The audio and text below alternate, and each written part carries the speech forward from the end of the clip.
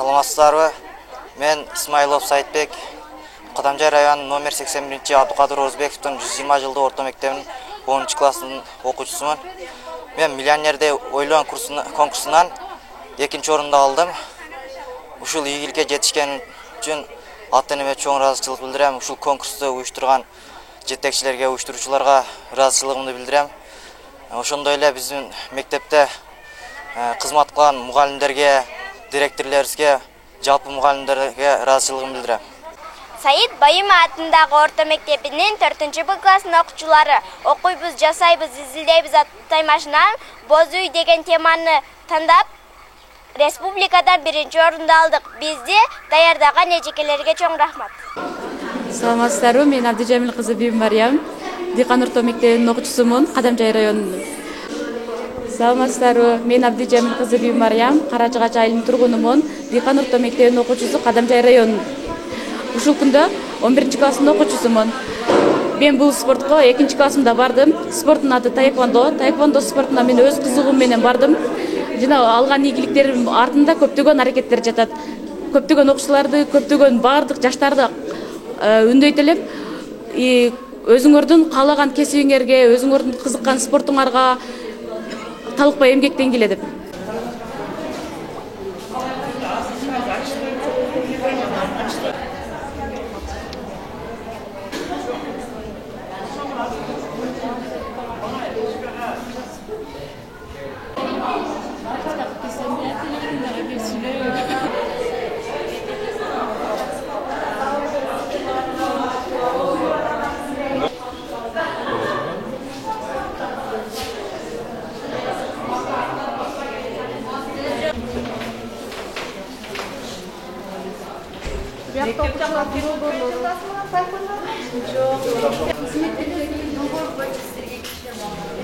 Буюмдарды тапшырып, бир дарактын өндүрүп сактап калуу.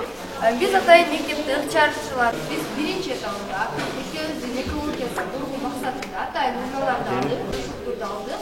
3-чү этап азыр учурда жүрүп жатат. 3-чү этабында биз атайын мектепке жана ошондой эле биз окуучуларды, балдатураларды кантип топтоп кызыктырууга, бул тапса болот деп кызыктырсак болот. Жана ошондой эле жана бизнести канча ачып жүрөт. Саламатсыздарбы? Менин атым Аматалиева Айгерим. Мен долбоорум боз үй долбоору деп аталат. Максаты азыркы окуучуларды боз үйдү унуттак, боз үйдү 1-чи этапка орнотуп, ошол жерде азыркы учурда кандайсыңар? Мана о керек мына. Көз мен программаны карап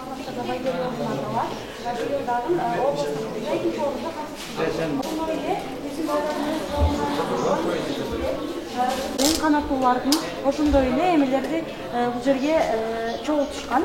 Мына балдар өз кол менен жасаган ушулар баарын.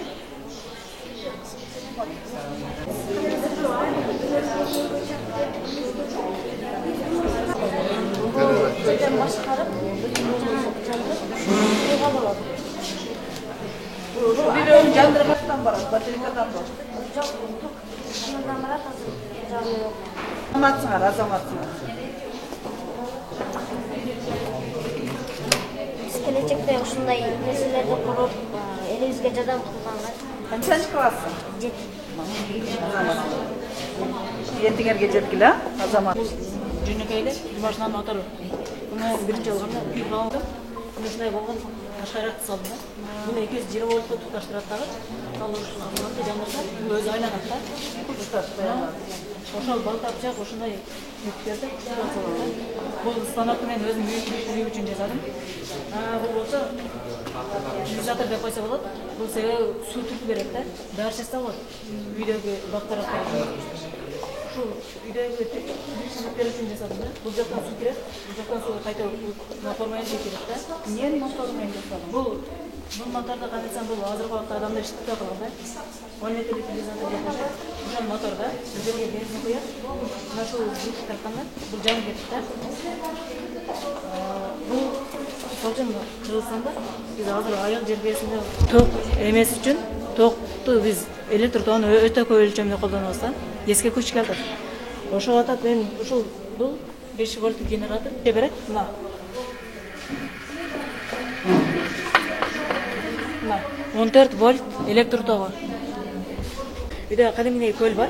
Ошол көл чукурлугу 70 сантиметр. Анча деле чоң эмес.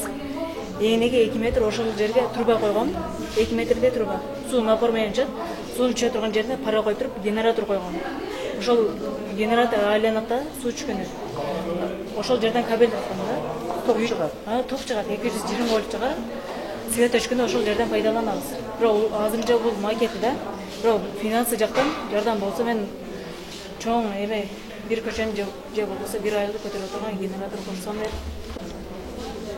Анан бул акча жактан эске. Ошо канча акча кетет, канча расход кетет, сен долбоорду жазып кел, жазып. Районго эсептеп кел, район аркылуу биз алайлык. Биз айыл өкмөткө районго айтайлык, сен талантың бар экен, мүмкүн өзүң айткандай элге жардамың тийсе, колдоо көрсөтөлү биз дагы. Ошо манча сом кетет, мынаны алыш керек, мына кылыш керек деп ошол акчаларын кеткен расходторун эсептеп чыгып бергин районго. Анан райондон биз алайлы.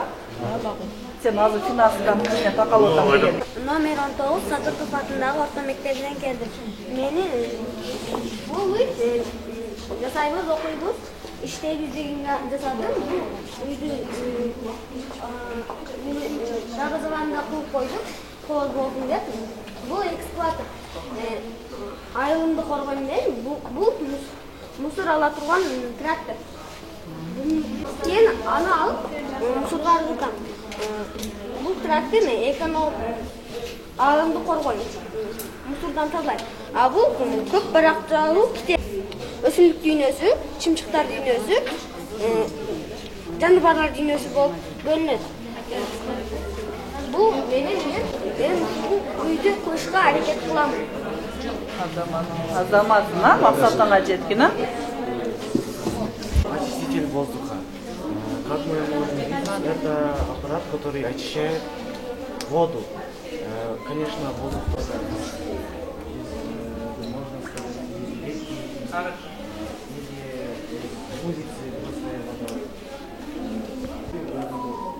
До этого мы сделали эксперимент, и здесь осталось отходы плохие. Сен түшүндүң, кыска эле күн созгулга мен форумга бардым.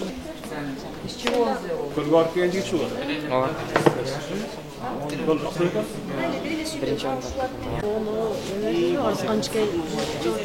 Связанная стоит же осада. Все грязь. А здесь вода проходит через... Жоқ, экинчи проектим бул банкомат. Банкоматты мен туристтерди мындай жатканда баш алыш үчүн колдонушат. Мен муну жөнөкөй эле ручной кылып жасадым. Өзүңүздөр көрүп турсаңыздар болот. 20 сомдук ичине салып койгон, аркасында сала турган жери бар акча. Жана түркөп чыгарат. Менин үчүнчү проектим бул электро. Баткенден Бишкекке чейин бул Кыргызстан жолдорунда жана башка жолдордо жүрө турган поезд болушун да каалайм. Мен 4-чү проектим бул Big Ben.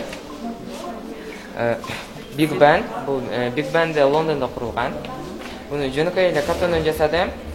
Ага окшоштуруп жасагым келди. Жана картондон жасадым. Өзүнүн алтындарын алып келип, ошол ичиге ташыдым. Мисалы, алардын оюнда болсо, ошол зерге көчүнөн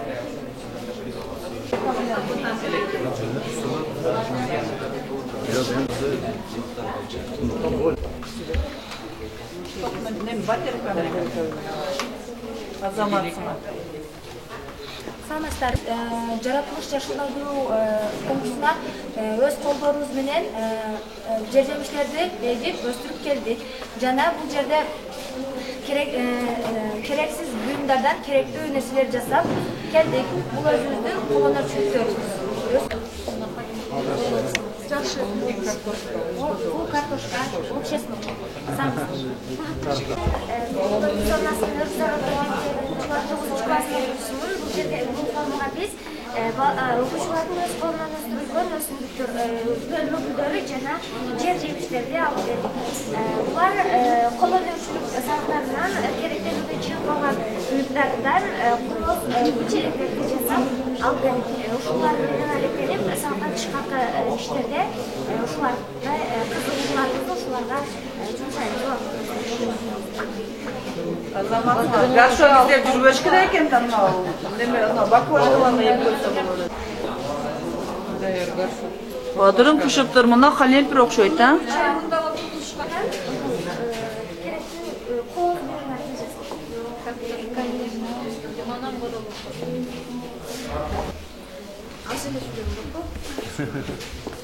Саламатсыздарбы? Чедер колдор, уус колдор жана өнөрүң болсо өргө чаап деген кружокторунун окуучуларынын өз колдон жасалган кыргыздын улуттук буюмдары. Азаматсыңар. Мына немеден өзгө соготасыңар, киленди. Кеже бая немеде аруу затта килемчилерди издеп атты да. Кыздарда бар экен мына. Зимов мектебиде.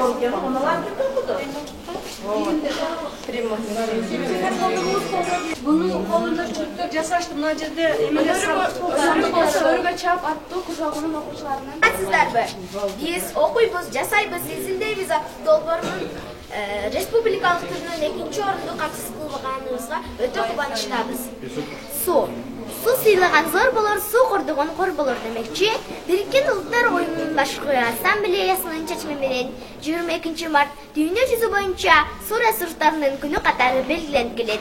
Суу караган көзгө жөнөкөй көрүнгөнү менен өзүнө көптөгөн сырды каттып келет. Окумуштуулар аларды изилдеп табышууда. Жер планетасынын 70% суу каптап турганы менен таза сууга жетүү кыйындап келет. Табиатта туздуу суу көп болгондуктан жөнөкөй суу 3% гана түсөт. Ошол 3%дын жарымы өңгүлөрдө тоңуп турат. ЮНЕСКОнун маалыматы боюнча эң таза суу Финляндияда. Изилдөөгө 102 мамлекет катышкан. Дүйнө жүзү боюнча 1 миллиарддай киши таза сууга муктаж. Суу бул өмүр. Дүйнө жүзүндөгү бардык жандыктардын организми суудан турат. Жаңы төрөлгөн наристенин денесинин 86% суудан турат. Жаш өткөн сайын 50%га төмөндөйт. Суу бул 3 абалда болот. Алар суюк, буу жана муз. Окумуштуулар суюк кезинде 5 түргөн, ал эми тоңундо 14 түрдө болорун аныкташкан. Бирок жаратылышта таптаза суу болбойт. Байлык, бийлик жок болсо да жашоо улана берет. Бирок суу жок болсо жашоо токтойт. Ошондуктан сууну барктайлы жана сактайлы. Жер шарынын Глобалдуу материалды көтөрүп окшоголдук да биз республикада дейбиз. Айгүл гүлү бул дүйнөгө таанылган гүлдөрдүн бири. Азаматсыңар, а? Кыздарыбыз өздөрү көйнөктөрүн дагы кийип алышты. Өздөрү деген бат. Азаматсыңар. Силер өкмөңдөн кантип турасыздар? Мен сахнаны көрүп келем, анан келесиз. Эки жака жыл. Экинчи орунда алдыда булар.